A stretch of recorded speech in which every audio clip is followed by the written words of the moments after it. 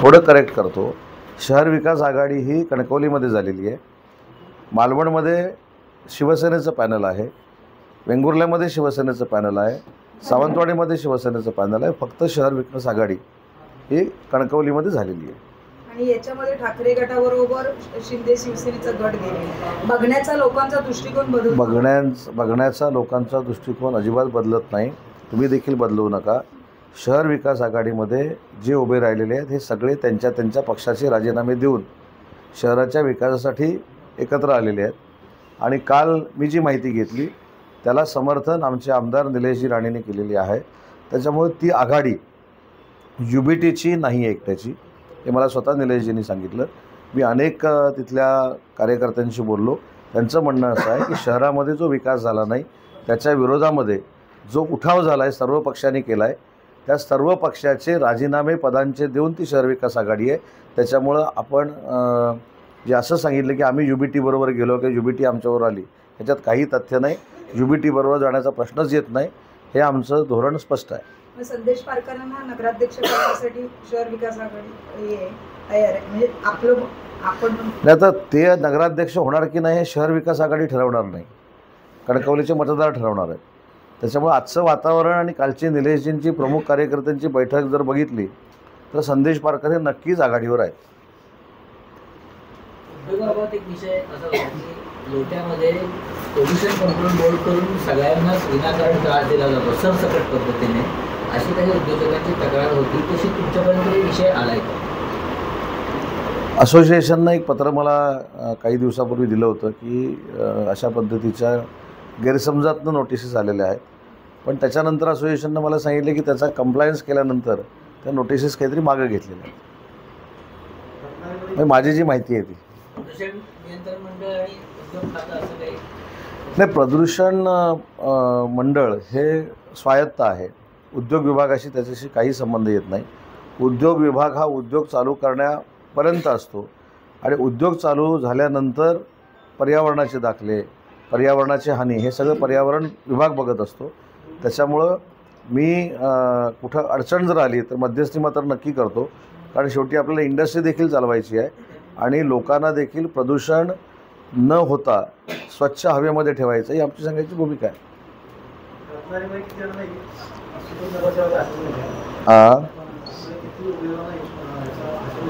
आता हा आमचा वैयक्तिक प्रश्न आहे ना.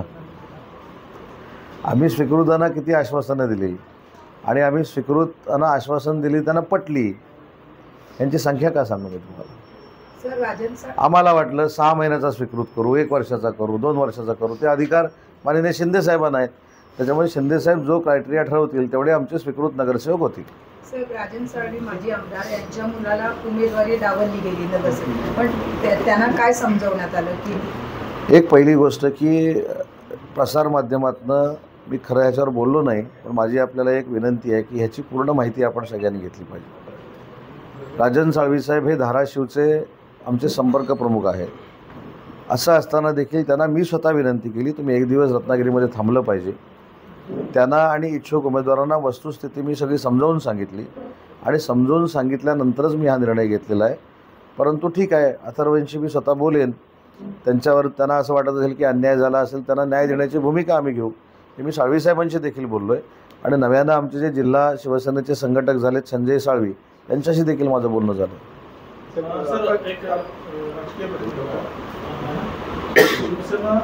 प्रमुख बाळासाहेब ठाकरे यांचं जे स्मारक आहे त्या स्मारकाच्या प्रमुखपदी उद्धव ठाकरे यांची नियुक्ती केली आणि त्या संदर्भात शंभू विद्यार्थी तक्रार केलेली आहे, अशा पद्धतीची माहिती देत आहे. आणि थेट त्यांनी फडणवीसांचं नाव त्या ठिकाणी घेतलं आणि फडणवीसांनी आम्हाला विश्वासात न देता ही नियुक्ती केली. मला असं वाटतं की याच्यामध्ये काहीही तथ्य नाही. जर उद्धवजींचं नाव बदलायचं असतं तर स्वतः माननीय एकनाथ शिंदेसाहेबांना संधी होती 2.5 वर्षामध्ये बदलायची. त्याच्यामुळे एकनाथ शिंदेसाहेब हा प्रत्येकाचा सन्मान करतात हे त्यांनी 2.5 वर्षामध्ये दाखवून दिलेलं आहे. आकसापोटी किंवा राजकारणापोटी ते देखील नाव बदलू शकले असते, पण मनाचा मोठेपणा दाखवून कितीही टीका झाली, कितीही बदनामी झाली तरी देखील एकनाथ शिंदेसाहेबांनी उद्धवजींचं नाव बदललं नाही, हा त्यांच्या मनाचा मोठेपणा आहे. त्याच्यामुळे या कुठच्या स्मारकाच्या बाबीवरनं ते अमित शाह साहेबांना भेटले असतील असं नाही. दुसरी महत्त्वाची गोष्ट आहे की एकनाथ शिंदेसाहेबांकडे बघताना आपण राज्याचे उपमुख्यमंत्री तत्कालीन मुख्यमंत्री म्हणून बघतो, पण माझी आपल्याला अजून एक विनंती आहे, ते महाराष्ट्राचे नेते आहेत आणि NDAतले देखील 3 नंबरचे नेते आहेत. त्याच्यामुळे NDAतल्या 3 नंबरच्या नेत्यानं जर अमित शाह साहेबांची भेट घेतली तर काय वावगं आहे असं मला वाटत नाही. नितीश कुमार, चंद्रबाबू नायडू आणि त्याच्यानंतर आमचे एकनाथ शिंदेसाहेब हे NDAचे प्रमुख नेते आहेत आणि त्यांनी त्यांच्या कामासाठी भेट घेतली. त्यांनी सांगितलं, दुसरं त्यांनी सांगितलं की शिंदेसाहेब रडणारे नाहीत, म्हणजे त्यांनी या भाषेत सांगितलं की मी रडणारा नाही, लढणारा आहे. त्याच्यामुळं महाराष्ट्रातला विषय हा महाराष्ट्रातच संपला, इतकी स्पष्ट भूमिका काल शिंदेसाहेबांनी मांडलेली आहे. दिल्लीमधून सुद्धा भाजप नेते म्हणजे भाजप पक्षाशी अपक्षश्रेष्ठींनी पाठिंबा दर्शवलेला आहे. आरोप प्रत्यारोप होत होतात, पण पक्षवाढीसाठी सुद्धा काम करा असे संकेत दिल्लीतून भाजपला आलेले पाहायला मिळतात. कधी आले? सूत्रांची माहिती. ची चर्चा आहे. कधी आले? विमानानं आले की रेल्वेनं आले? कुठं आले? ठीक आहे, प्रश्न म्हणून हा ठीक आहे, पण आता मध्ये परवा एक बातमी आली की मुख्यमंत्री महोदयांनी मंत्री महोदयांना खडसावले, दरडावले, ओरडले, रागावले. असं कुठं झालं होतं का? पण अशी बातमी तुमच्यापर्यंत कशी पोचते ह्याची आता SIT चौकशी लावली पाहिजे असं माझं मत बनलेलं आहे. हे सूत्र काय आहे, सूत्र ते बघितलं पाहिजे. असं काही झालेलं नाही. त्या मीटिंगमध्ये देखील ज्यावेळी नाराजी म्हणण्यापेक्षा संवाद साधला मुख्यमंत्र्यांशी, त्यावेळी मुख्यमंत्री महोदयांनी स्पष्ट केलं की नॅचरल अलायन्समध्ये असलेली शिवसेना आणि भाजपचे कार्यकर्ते शिवसेनेनं घेऊ नये आणि शिवसेनेचे कार्यकर्ते भाजपने घेऊ नये, एवढं क्लिअर सांगितलं. त्याच्यामुळे आता दिल्लीतनं कोण चालत निघाले मला माहीत नाही. नगराध्यक्षपदाच्या माहितीच्या उमेदवारांना विजय करून दिल्यास पोटनिवडणुकीला सामोरे जावं लागेल असं राजेश सावंत काय माहितीचा उमेदवार कालच्या महायुतीच्या मेळाव्यात काही स्पष्ट संदेश दिल्यानंतर आजपासून कार्यवाही होताना पाहायला मिळते. खेडमध्ये देखील वैभव खेडेकर आणि योगेश कदमांची आणि भाईंची भेट झालेली आहे. इतर परिस्थिती साधारणतः कशी आहे सध्या युती संदर्भात? असं काय म्हणून की तुमची शिष्टही कालची मार्गदर्शन करण्याची वैभव खेडेकर यशस्वी झाली. वैभव खेडेकर हे पूर्वीपासूनच माझे चांगले मित्र आहेत, पण ते भाजप पक्षामध्ये काम करतात. मी प्रदेशाध्यक्ष रवींद्र चव्हाणांना ही विनंती केली होती की युती करायची असेल तर प्रामाणिकपणाची ही युती असली पाहिजे. त्याच्यामुळे ज्या ठिकाणी शिवसेनेचे उमेदवार भाजपासमोर उभे आहेत आणि भाजपाचे उमेदवार शिवसेनेच्या समोर उभे आहेत, ते मागं घेणं ही आपली जबाबदारी आहे. आणि म्हणून मला असं वाटतं की बऱ्यापैकी जिल्ह्यामध्ये हे अर्ज मागे घेतले जात आहेत आणि उद्यापर्यंत खरं चित्र यातलं स्पष्ट होईल. चिपळूणमधली नेमकी काय स्थिती आहे सध्या तिथे?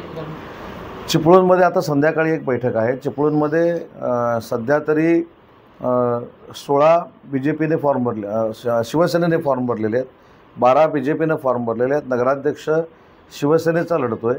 मी आत्ताच काही वेळापूर्वी शेखर निकम सरांशी देखील चर्चा केली. महायुतीच्या बाबतीमध्ये आजही ते सकारात्मक आहेत. त्याच्यामुळे याच्यातनं काही चर्चा पुढे जाऊ शकते का हा प्रयत्न मी स्वतः करणार. 2 जागांवरून क्रीडा विशेषतः झालेलं पाहायला मिळालं, पण त्यांना 10 जागा लागतील असं सांगितलं गेलं होतं. हा, म्हणूनच सांगितलं की आता थोड्या वेळानं जी बैठक होईल त्याच्यातनं काही निष्पन्न होतं का हे आम्ही नक्की बघणार आहोत.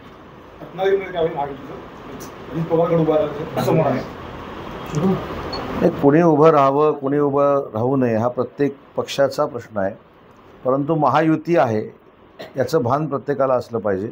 आणि असं असताना जर मैत्रीपूर्ण लढत झाली तर ती देखील आम्हाला शेवटी इलेक्शन म्हणून सामोरं जावं लागणार आहे. आम्ही देखील ताकदीनं काम करू, परंतु आम्ही एकामेकावर टीका करणार नाही. सर, आज भाजपचे माजी जिल्हाध्यक्ष राजेश सावंत यांनी एक पत्रकार परिषद घेतली आणि त्यांनी भाजपचा राजीनामा दिला आहे, परंतु त्यांनी असं सांगितलं की आजपासून आम्ही मुलीच्या प्रचाराला सुरुवात करणार. आतापर्यंत याचा परिणाम आपल्या माहितीच्या उमेदवारावर होऊ शकतो का? हो, आमचे उमेदवार घाबरलेत फार सकाळपासून त्यांच्या प्रचारात. हो, मी अनेक वेळा सांगितलं की त्यांची पत्रकार परिषद झाली त्याच्यावर मी कशाला उत्तर द्यायचं, किंवा अजून कोणाची पत्रकार परिषद झाली तर मी कशाला उत्तर द्यायचं. मी अनेक वेळा सांगितलं की मला त्यांच्यावर उत्तर द्यायचं नाही, मला त्यांच्यावर टीका करायची नाही, मला त्यांच्यावर काही बोलायचं नाही. आम्ही आमची केलेली विकासाची कामं ही प्रचाराच्या माध्यमातून लोकांपर्यंत पोचवतो आहे. आणि तुम्हाला माझ्यापेक्षा चांगलं माहिती आहे की प्रचाराचे फक्त 2 दिवस झालेत तरी देखील प्रचाराला किती चांगला प्रतिसाद महायुतीच्या उमेदवारांना मिळतो आहे हे सर्वश्रुत आहे. त्याच्यामुळे त्यांनी पत्रकार परिषद घेतल्यानंतर मी त्यांच्यावर टीका करायची परत ते माझ्यावर टीका करणार, त्याच्यानंतर तुम्हाला ब्रेकिंग मिळणार.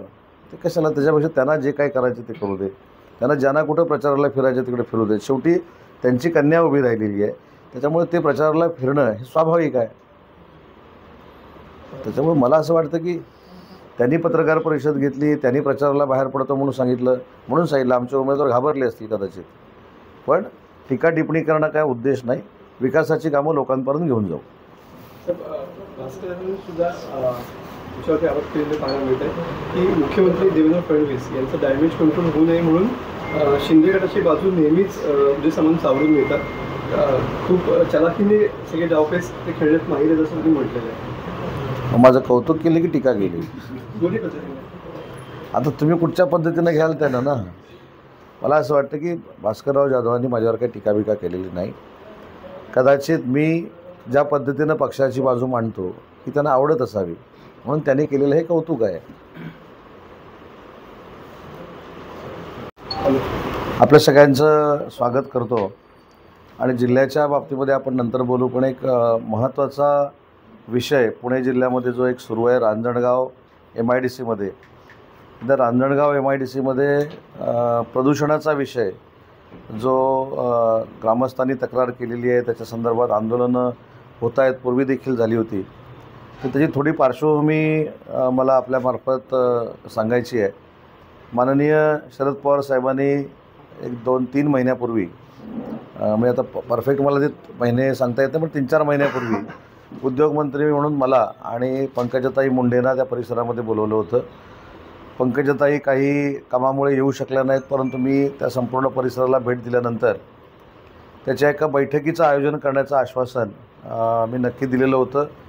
कारण शेवटी त्या प्रकल्पामुळे किंवा अन्य तिथल्या प्रदूषणामुळं तिथल्या मंडळींना जर लोकांना त्रास होत असेल तर त्याच्यावर शासन म्हणून कार्यवाही करणं ही आमची जबाबदारी आहे. आणि म्हणून शरद पवार साहेबांसमवेत या बैठकीचं आयोजन करण्याचा मी निर्णय घेतला होता. परंतु ती बैठक होऊ शकली नाही आणि म्हणून मला आपल्यामार्फत तिथल्या सगळ्या जनतेला आश्वस्त करायचं आहे की निवडणुकाच्या सगळ्या या धामधुमीमध्ये पुढच्या आठवड्यात किंवा या 15 दिवसामध्ये नक्की त्या रांजणगावच्या प्रकल्पाच्या संदर्भामध्ये बैठकीचं आयोजन केलं जाईल. माननीय शरद पवार साहेबांची देखील चर्चा केली जाईल, तिथल्या स्थानिक लोकप्रतिनिधींची चर्चा केली जाईल आणि लवकरात लवकर तिथल्या लोकांना त्रास होणार नाही अशी भूमिका ही शासन म्हणून आमची राहील. परंतु त्याच्यातलं पुढचं अजून एक महत्त्वाची गोष्ट जी मला सांगायची आहे, उद्योग विभागानं जागा दिलेली आहे, उद्योग विभागानं परवानग्या दिलेल्या आहेत, परंतु हा प्रदूषणाचा जो भाग आहे किंवा प्रदूषणाचा जो विषय आहे तो पर्यावरण मंत्रालयाशी निगडीत आहे. आणि म्हणून त्या बैठकीला मी पंकजाताईंना देखील विनंती करेन उपस्थित राहायची आणि तिथल्या लोकांना नक्की न्याय देण्याचा आम्ही प्रयत्न करू. कुणीही बैठक झाली नाही म्हणून गैरसमज करण्याची काही आवश्यकता नाही. या बैठकीचं आयोजन आम्ही नक्की करू आणि तिथल्या प्रातिनिधिक ग्रामस्थांना आणि पंकजाताईंच्या उपस्थितीमध्ये आणि पवारसाहेबांना देखील आम्ही विनंती करू आणि अशा आम्ही बैठकीचं आयोजन करू. सर, या संदर्भात तिथे जे लोक आहेत ते खूप आक्रमक आहेत. अशा वेळेला तुम्ही MIDC हे आपल्या अखत्यारीत येतं, तर तुमची या संदर्भात भूमिका काय राहणार आहे? नाही, एक नक्की आहे की तिथली लोकं आता आक्रमक आहेत, संघर्ष करण्याच्या मनस्थितीमध्ये आहेत. मला स्वतः शरद पवार साहेबांनी ज्यावेळी काही दिवसापूर्वी त्या ठिकाणी बोलवलं होतं, मी स्वतः तिथल्या नदीमधल्या पाण्याची पाहणी केली होती. ग्रामस्थांबरोबर मी देखील त्या परिसरामध्ये फिरलो होतो आणि ठीक आहे की ती बैठक करणं हे राहून गेलं आहे, पण येत्या काही दिवसामध्ये नक्की त्या बैठकीचं आम्ही आयोजन करू. पवारसाहेबांची देखील वेळ घेऊ, पंकजाताईंची वेळ घेऊ, तिथल्या प्रातिनिधिक ग्रामस्थांना बोलू आणि त्यांना त्रास होणार नाही अशा पद्धतीनं शासन म्हणून कार्यवाही करू. असणारे अमित शहा हे एकनाथ शिंदेचे एकमेव तारण आहे. त्यामुळेच त्यांना ज्या ज्यावेळी काही होतं त्यावेळी त्यांना दिल्लीत जावं लागतं असं सुषमा अंधारे नाही, त्या काय म्हणतात त्याच्यापेक्षा मी फक्त एक उदाहरण आपल्याला देतो. माननीय एकनाथ शिंदेसाहेब जेव्हा दिल्लीमध्ये जातात तेव्हा पंतप्रधान नरेंद्र मोदी साहेबांच्या आणि अमित शहांच्या खुर्चीला खुर्ची लावून बसतात. पण ज्यांनी एकनाथ शिंदेसाहेबांवर टीका केली त्यांचे नेते जेव्हा मुंबईला जातात किंवा मागच्या काहीतरी 2 महिन्यापूर्वी ओट चोरी पिक्चर दाखवला ना तो राहुल गांधींनी, यांना शेवटच्या रांगेमध्ये बसवले होते. त्याच्यामुळे आपण दुसऱ्यांच्या नेत्यांवर टीका करताना आपल्या नेत्यांची परिस्थिती राहुल गांधींनी काय करून ठेवलेली आहे हे पहिलं बघणं गरजेचं आहे. आणि राहुलजी गांधींच्या नादाला लागलं की परिस्थिती काय होती हे एकदा विधानसभेमध्ये बघितलं आहे, आता परवा देखील बघितलेलं आहे. त्याच्यामुळे कशाला टीका करायची, आम्ही करतो का टीका? त्याच्यामुळं सुषमाताई अंधारेंनी जी काही भूमिका मांडलेली आहे ती भूमिका मांडत असताना राहुल गांधींच्या प्रेझेंटेशनला आपले नेते किती नंबरच्या खुर्चीवर बसले होते याचं देखील आपण सगळ्यांनी आत्मचिंतन केलं पाहिजे. तर मुक्त आणि नगराध्यक्षाच्या पदाच्या तर पोटनिवडणुकीला सामोरं जावं लागतं पुणेकरांना. मला राज्य पातळीवरचा प्रश्न विचारा ना. तर ते जरा पण आता लोकल आहे, निवडणूक आहे सर नगरपालिकेची, खरंच पोटनिवडणुकीला सामोरं जावं लागतं. पण हे तुम्हाला पटतंय का? नाही पटत नाही. हे तुम्हीच सांगा ना. ते दुनियाच आहे. नाही तसं नाही.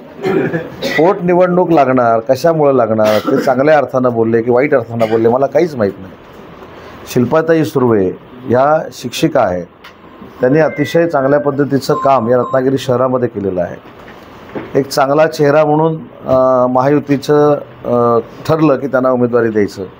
तर मला माहीत नाही त्यांच्या मनामध्ये नक्की काय आहे, की त्यांची कशी पोटनिवडणूक लागणार, काय लागणार. खरं तर याची सविस्तर चौकशी केली पाहिजे असं माझं मत आहे. राजेश आता भाजपमध्ये नाही, तुमचे मित्र आहेत, आपण त्यांना तुमच्याकडे येण्याची ऑफर द्यावं. नाही, माझे ते मित्र पूर्वी देखील होते, आज देखील आहेत आणि भविष्यामध्ये देखील राहणार आहेत. मी धरसोड वृत्तीचा नाही, त्याच्यामुळं मित्रता हा वेगळा प्रश्न आहे.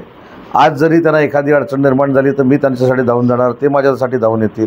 म्हणून शेवटी राजकारणामध्ये प्रतिस्पर्धी म्हणून लढत असताना मी सुरुवातीलाच सांगितलं की कुठच्याही महिलेवर टीका होता कामा नये ही आमची भूमिका आहे.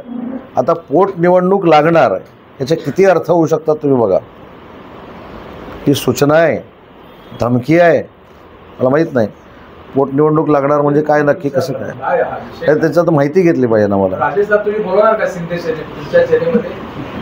सध्या त्या मोकळे झाले सर, आज अजून फ्री सुषमा झाले. अंधारेंचं कसं वक्तव्य आलं? त्याच्यानुसार ते की अजून जे कोण आहेत रिंगणात ते बऱ्यापैकी नक्की अर्ज मागे जातील. काही लोकांचे जे गैरसमज झालेले आहेत ते दूर होतील आणि उद्या चित्र स्पष्ट होईल. साधारण असे किती उमेदवार आहेत की त्यांच्या समोर असे उद्या चित्र स्पष्ट होईल म्हटलं ना. त्याच्यावरून उद्या 5 वाजता चित्र स्पष्ट होईल. सर लांजा आणि राजापूरमध्ये देखील बऱ्याच बंडखोरांनी अर्ज दाखल केले, विशेषतः भाजपमधल्या. उद्या चित्र स्पष्ट होईल. सर तसंच सिंधुदुर्गात जो शहर विकास ते आघाडी पण उद्या चित्र स्पष्ट होईल. जर गुप्त माहिती असेल तर मी जाहीर कशी करेन? तरी तुम्हाला मनात आली असेल. त्या ना आतमध्ये सांगतो ना.